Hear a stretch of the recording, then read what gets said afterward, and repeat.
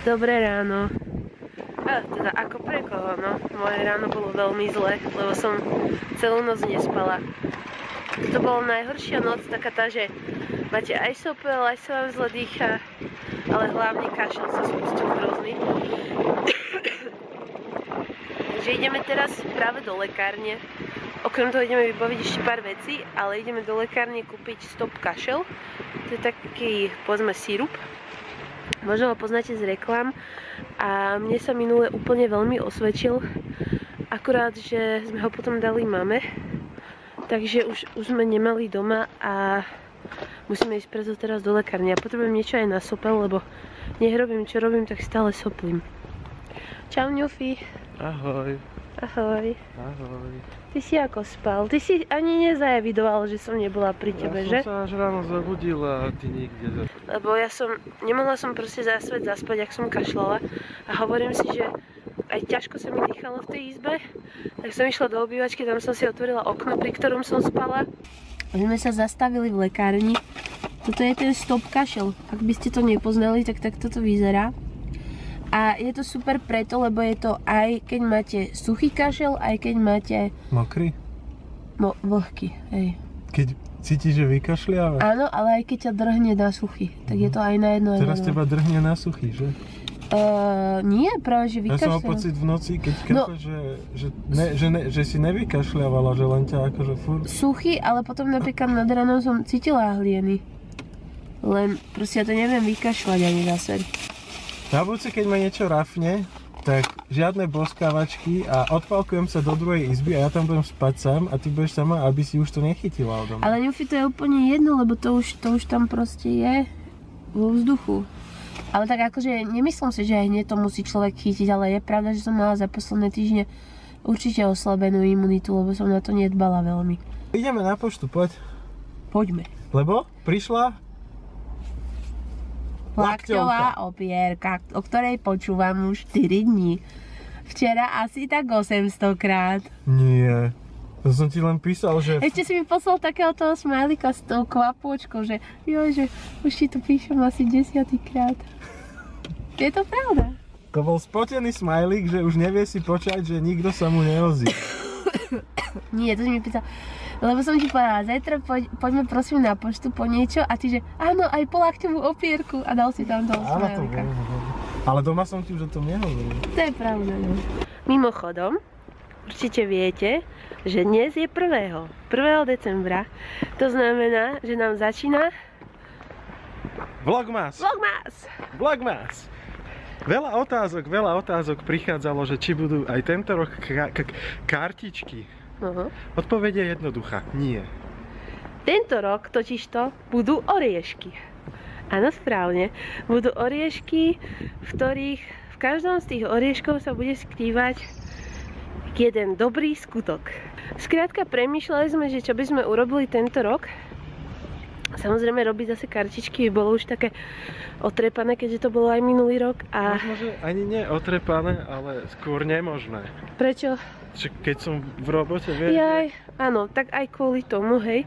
Čiže sme premýšľali, čo by sa tak akože dalo dať. A hlavne aj preto, lebo som premýšľala, že vlastne o čom sú Vianoce. A tým pádom, že som videla tento rok veľa vianočných filmov, v ktorých sa práve riešili dobré skutky a tak som si povedala, že urobíme tieto Vianoce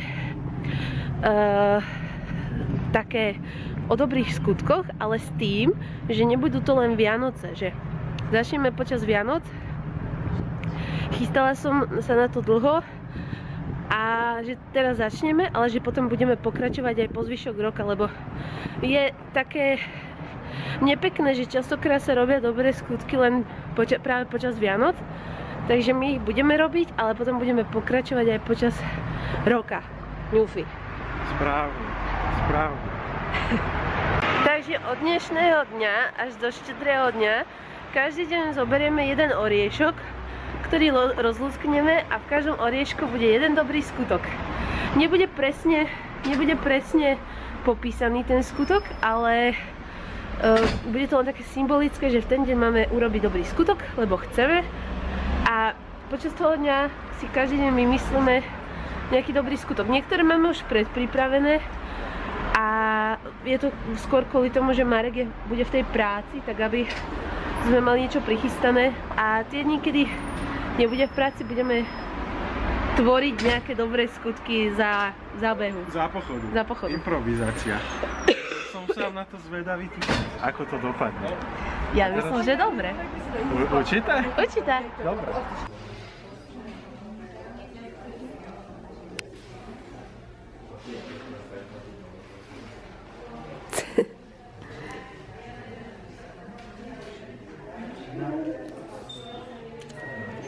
Robí blbosti. Kuk. Kuk. Kuk.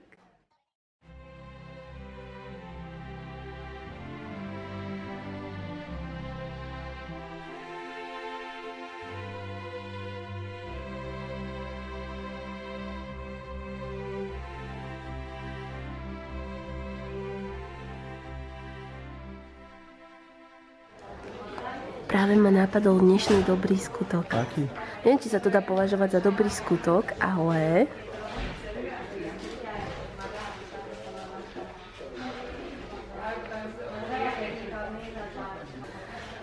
Či keby sme niekomu kúpili los a len tak mu to podali. Dobre. To je dobrý skutok. A on vyhrá poviem 400 000 a my ne. No veď o to ide. No dobré. Budem síce nešťastný, ale... Ale ty nebudeš o tom vedieť. Ja nebudem o tom vedieť. Ty budeš mať len dobrý pocit, že si niekomu urobil možno radosť. Dobre.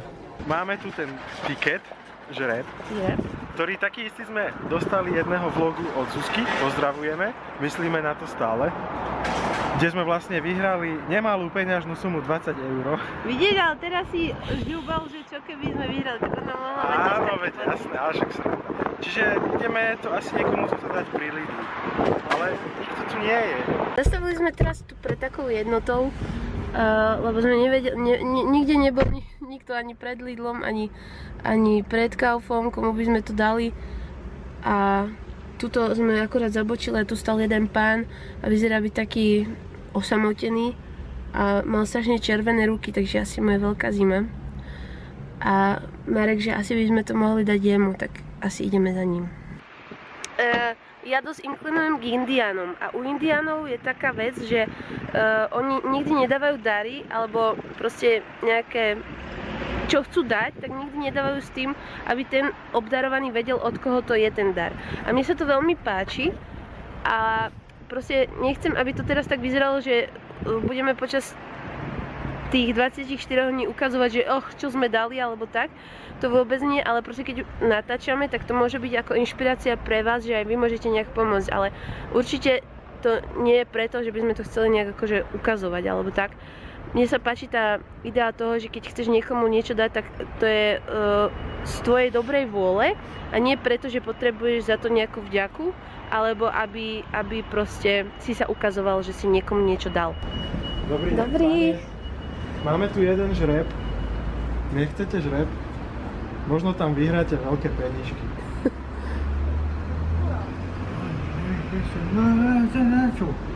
Kľudne si to zotrite, keď budete mať chuť.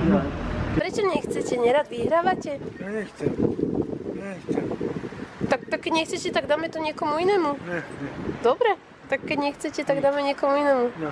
Dobre, majte sa. No, čo už? Nechcel od nás žreb. No, neviem. Normálne nás odbil. Prečo to nechcel? Čo si myslel, že mu dávame drogu, ale čo? Ja neviem. Ideme sa ešte tu pozrieť, lebo tu občas... Aha, ale nikto tam není na lavičkách. No... Tam pri smetiakoch je nejaký pán alebo pani, nevidím dobre. Teraz akorát parkujeme, tak môžeme ísť za ním, lebo tu proste široko ďaleko není človeka. Tam nejakí ľudia nasadali do aut, ale ináč normálne prázdne ulice sú tu. Tuto? Tuto aj tuto. Môžete vyhrať niečo. To nejakou ostrov niečím, tam to lepšie. Však... Čakajte. Pozrite, tuto máte. Skúste s tým. Jo. Nie. O, škoda. To si nechajte kľudne. Nie, škoda. To sa dá robiť. O, Pamiatku odložiť. to nás mrzí. Nech vám slúži, majte sa. Dovi. Nebolo tam nič. Škoda, ma to mrzí. Aspoň si mu dal nie na kávu. Aj mňa to mrzí. Škoda, že to hneď vylúskal. On išiel na to z hurta. Ty si čo myslíš, že tam niečo na teba čaká v tej škatulke? Nožnice strčil do análneho otvoru. Ale no teda fú. Čak, ale tak sa nastokla, že už málo nechybalo. Sofa. No ukáž ten zázrak.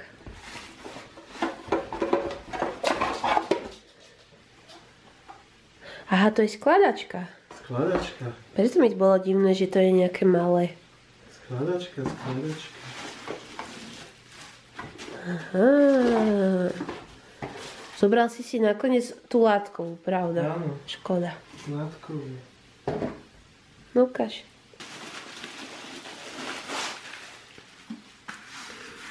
No, tak to ti teda poviem, že si mal radšej zobrať tú koženkovú. Prečo? No, nepáči sa mi to. Mne sa páči. Tá koženková by bola lepšia. Toto sa ti strašne rýchlo vyšúcha, podľa mňa. Myslíš? No určite. A jej koženková by ti bola podľa mňa príjemnejšia. Tak ale však ty na tom budeš mať labku. Si spokojný? Áno. Možno si pamätáte, že pred nejakým časom nám poslala taký balíček Lou. To je Lucy, ktorá maluje a ja mám strašne rada jej tvorbu. A poslala nám takýto obrázok. Prečo to padá? Kde som vlastne ja s vtáčikom. Ešte stále nemáme zaramovaný, lebo nebol na to čas, ale chystáme sa. A vlastne ja som bola u nej na obchodíku, čo má vytvorený na Saši. A tam som objavila jej takú, povedzme, že kolekciu Nesmelý, ktorú som predtým vôbec nepoznala. Akože niektoré tie obrázky som videla, ale úplne som o tom nevedela. A tam boli obrázky, ktoré boli ako kolekcia a mne sa strašne zapáčili, pretože ako keby vystihla úplne cez tie obrázky náš príbeh s malým. A ja som jej hneď napísala vlastne o tom a som ju poprosila, že či by sme si to teda mohli u nej zakúpiť, ale že či by nám to vedela urobiť ako keby na väčší formát, lebo tam bol trošku malý ten formát, ale zase Marek hovoril, že A4, ale to mi prišlo až moc veľké. Takže sme to vymysleli na A5. Takže ich chcem veľmi pekne poďakovať. Tuto to máme. Sofiuš hľadá. Ňupinko, môžeš to kľudne ti otvoriť. Pozri, toto máš. Merci od Lucy.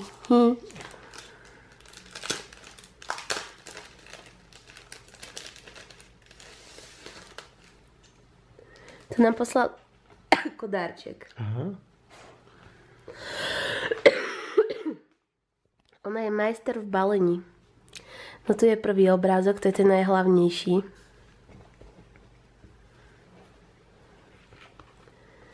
Tu je druhý obrázok, ten má symbolizovať no nielen mňa, ale aj Ňufio, ale taký ten najsmutnejší čas.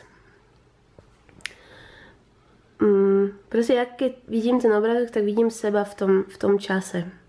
A neviem, či ste si všimli, ale tuto ona drží ako keby za ruku takú siluetu a tá silueta pripomína čo ti? Vlka. Áno. Ten vlk bude zohrávať tam ešte takú úlohu jednu, ale vlastne, počkaj! Aha.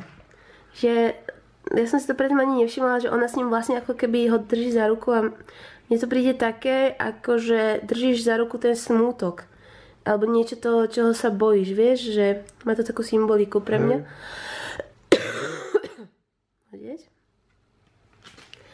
A toto je obrázok, ktorý vlastne Lucy vôbec nevedela o tom, ona si to malovala proste zo svojej nejakej vnútornej emócie, ale tento obrázok je veľmi dôležitý, pretože to je ako keby úplne doslova do písmena vyňatý môj sen, ktorý som snívala pred mesiacmi A je to úplne, aj tebe som o ňom rozprával. Nie je to presne normálne neuveriteľné. Normálne ako keby vyčítala môj sen. To je tiež také určité obdobie, ktoré sme si prešli na začiatku tohoto roka. No, môžem? Áno. A toto je posledný obrázok a to je vlastne ten vlk, čo som vám hovorila, že tam bude ešte dôležitý. A to je vlastne ako keby si myslím, že by to mohlo symbolizovať našu súčasnú situáciu už nejakú dobu, v ktorej sme. Že vlastne symbolizuje niečo, ten strach alebo niečo, z čoho máme kvázi aj obavu, ale tým, že to má ako keby to srdiečko, ktoré je pre nás veľmi dôležité, tak symbolizuje, že vlastne mali by sme do toho ísť aj cez tie obavy. Alebo neviem, ako by som to ináč povedala. Že sa toho netreba bať. Hej, že hoci ten strach tam je, tie obavy tam sú, tak aj napriek tomu musíš nabrať odvahu a ísť to skúsiť. Ale že to akože ten strach vlastne je len v tvojej hlave. Áno. Že v skutočnosti to vôbec nemusí byť sa toho čoho báť. Hej. Že my sa môžeme bať vlka, ale v skutočnosti nám nemusí ublížiť. Tak, vlk môže byť dobrý.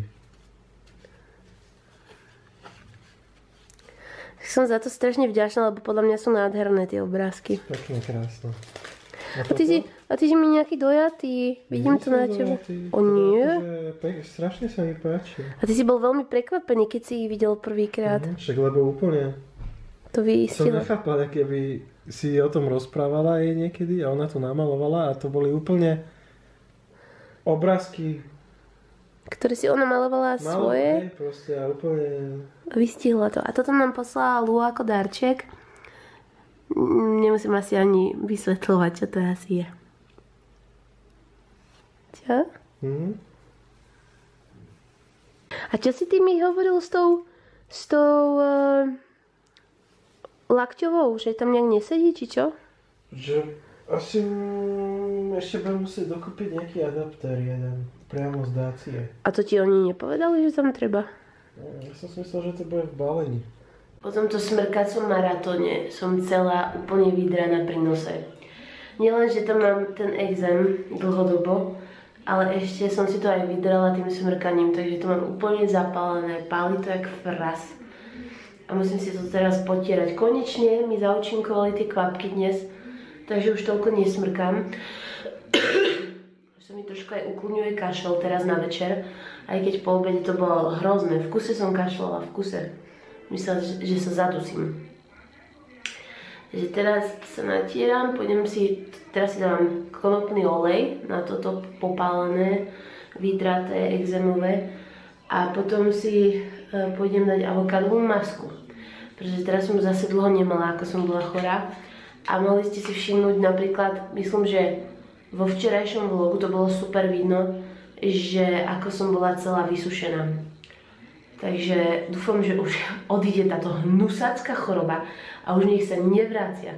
Pretože keď človek stále v kuse smrka, tak nemá veľmi chuť sa natierať a dávať si masky a peelingy a také veci. Takže dúfam, že teraz už to bude fajn. Už som si dala napoleť aj to avokádko a zvyšok, čo mi zostal, tak do neho som pridala trošku medu, trošku kaká a vznikla taká zdravá varianta nutelly. A to som si natrela na chlebík. Bežne mi avokádo na sladko veľmi nechutí, ale keď sa to dáva na chleba, tak je to celkom v pohode. A dá sa tak úplne super spotrebovať zvyšné avokádo, ktoré by ste inak asi vyhodili. Priatelia zlatí, som využil čas a išiel som odpísať na YouTube na komenty pri videu, kto pozerá do konca. Zatiaľ som asi odpísal na 160 komentárov alebo na koľko a to ešte nekončí a skoro mi odpalilo tieto okuliare z toho, lebo to je fakt náročné. Ja si nečudujem mojej ňufine, že niekedy jej to úplne prerastlo cez hlavu, že proste nevládala na to odpísať, lebo to je fakt náročné. Teraz už tomu rozumiem, ale idem pokračovať len čo sa napijem a niečo zjem. A aj sa s vami teraz už rozlučím, pretože je taká hodina pokročila, 3/4 na 12, bude za chvíľku. Takže nový deň pred nami. Uvidíme, čo nás čaká zajtra, aký oriešok. Aha, oriešok bude ten istý, ale aký dobrý skutok sa nám podarí urobiť. Tak dúfam, že sa budete na to pozerať a že niečo pekné vymyslíme, priatelia. Majte sa fajn, užívajte si december, predvianočný čas, nakupujte darčeky, ale nezbláznite sa z toho, lebo Vianoce nie sú len o darčekoch. A teda užívajte si zajtrajší deň, aj dnešný ešte. Majte sa, ahojte.